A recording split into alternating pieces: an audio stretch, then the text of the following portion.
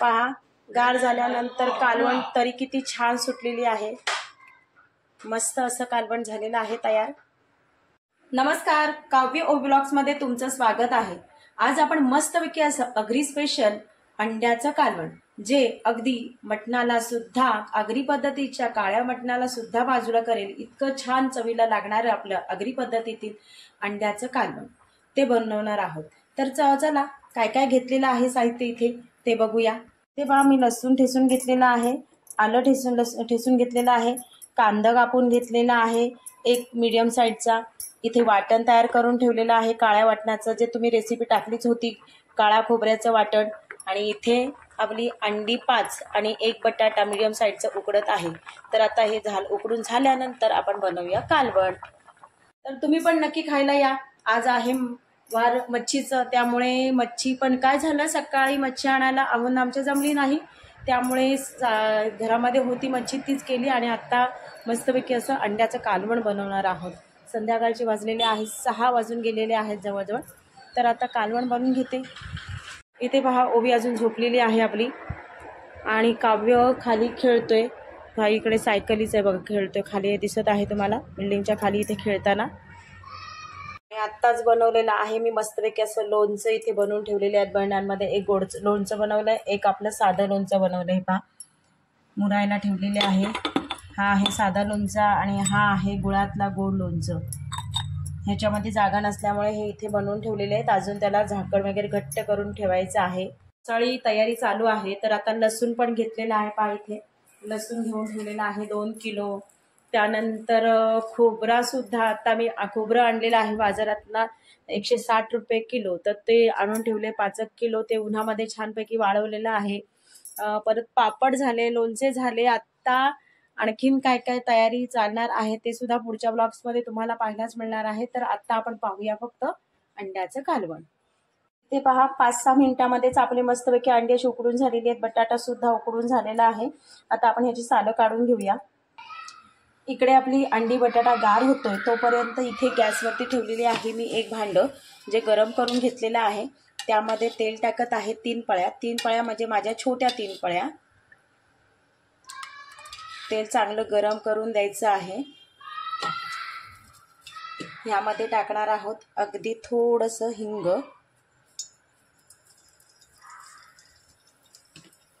त्यानंतर मी एक मीडियम साईजचा कांदा घेतलेला आहे, तो टाकणार आहोत। आणि इथे मी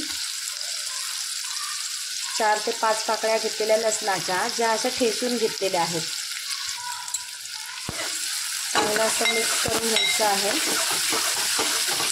कांदा नरम होण्याची वाट पाहूया। रेसिपी माझ्या आईची आहे। माझी आई अशाच पद्धतीने अगरी स्पेशल अंड्याचा रस्सा करते।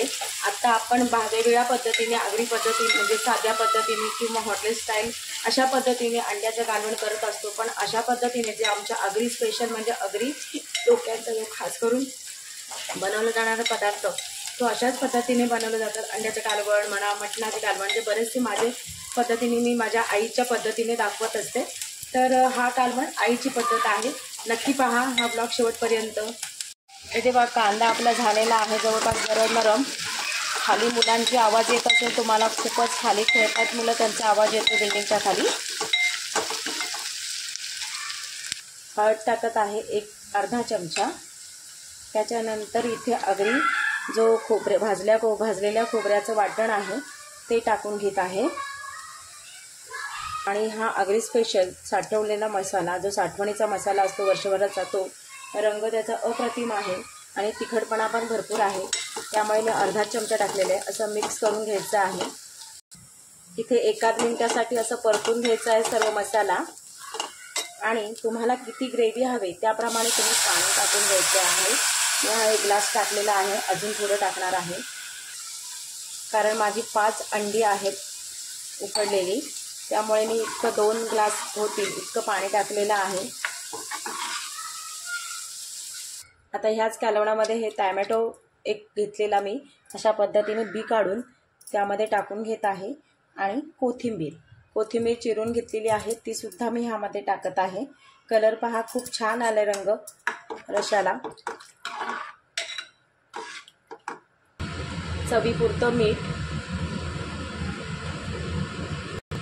एक उकळी छानपैकी अशी येऊन द्यायची आहे। इथे पहा मस्त अशी उकळी आलेली आहे आपली आणि इथे मी बटाटा असा चिरून घेतलेला आहे। अंड्यांना अशी हे मधनाच अशी लाईन मारून घेतलेली आहे। ह्यामध्ये मसाला जायला मग छान होईल। आता हे बटाटे जे आहेत ते ह्यामध्ये टाकून घेणार आहोत आपण।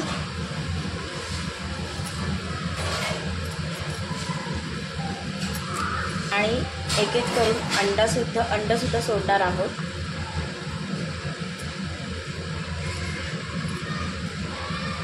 आणि आता तुम्हाला इथे ही ग्रेव्ही पातळ वाटत असेल, पण आता आपण ह्याला टाकणार आहोत सिक्रेट एग, जे आमच्या आगरी स्पेशलमध्येच फक्त बघायला मिळेल तुम्हाला।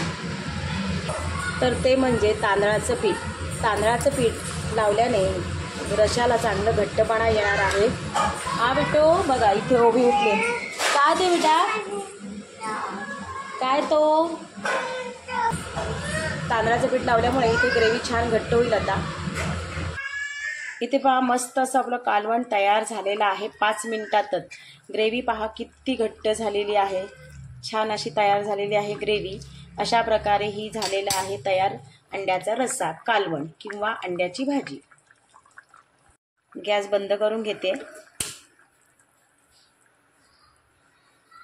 पहा गार झाल्यानंतर कालवण तरी किती छान सुटलेली आहे।